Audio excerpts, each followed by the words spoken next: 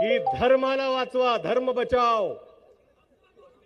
अहो, आमचा धर्म आहे, आमचा धर्म प्रिय आहे. प्रत्येक व्यक्तीला आपला धर्म प्रिय असलाच पाहिजे. जे लोक म्हणतात तुम्हाला की धर्म बचाव, जो पक्ष म्हणतोय तुम्हाला की धर्म बचाव, धर्म धोके में है, खरं म्हणजे ते धर्माला प्रार्थना करतायत की आमचा पक्ष धोक्यात आहे, तुम्ही आम्हाला वाचवा. काही गरज नाही भूल थापायला, बळी पडायची. त्यांना पहिलं म्हणा धर्माचं आम्ही बघून घेतो, आमच्या कामाचं सांगा तुम्ही.